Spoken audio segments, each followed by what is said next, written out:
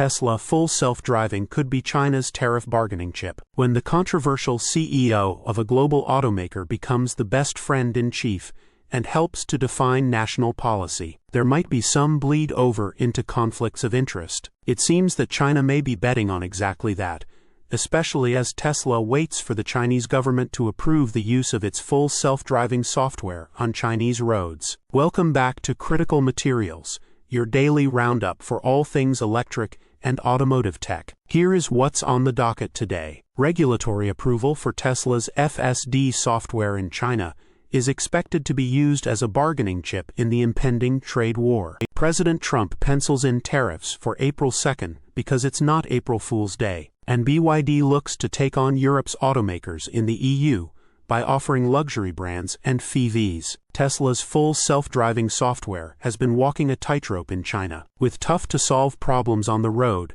and regulatory hurdles aplenty. Tesla is anxiously awaiting the green light from Chinese regulators to begin testing out its flagship software on the nation's roads. But there's just one issue. According to a new report from the Financial Times, China could be preparing to use the approval of FSD as a bargaining chip in the escalating USA-China trade war. China was initially expected to grant Tesla the ability to use its software in China sometime in Q2 2025. Now, we're not quite there yet.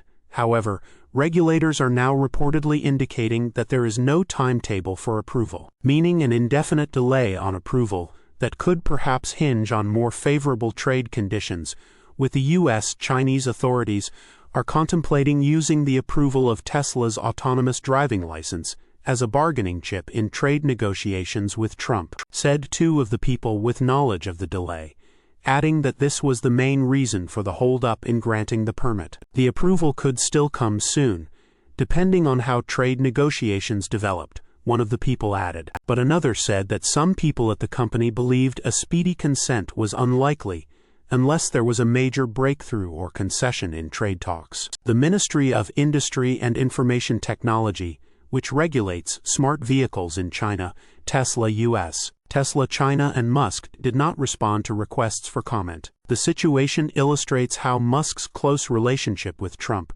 to whom he is a key advisor and donor, could backfire on the world's richest man and parts of his business empire, including in Tesla's most important market outside the US. The USA hasn't exactly been kind to China lately. Between the 100% tariff on imported cars, the exclusion of vehicles that use certain percentages of Chinese battery materials from the EV tax credit, for however long that remains around, and even the recent blanket 10% tariff on imports, there's a reason why China is getting ready to play hardball. However, using Tesla as a potential play puts the automaker and Musk in a funky quid pro quo bind that isn't going to be easy to navigate without onlookers screaming of nepotism. Let's be clear here.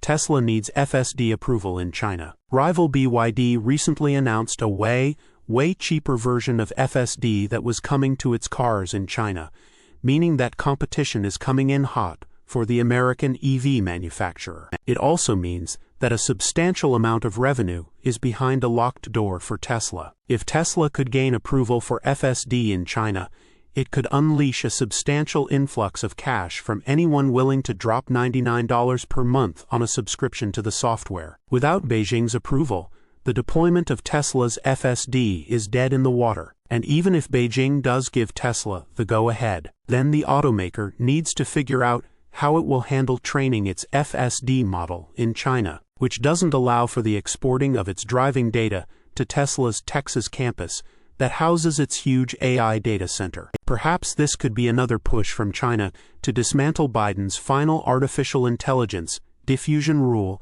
that limits the export of U.S.-sourced chips. Source: reposted and summarized from @insideevs.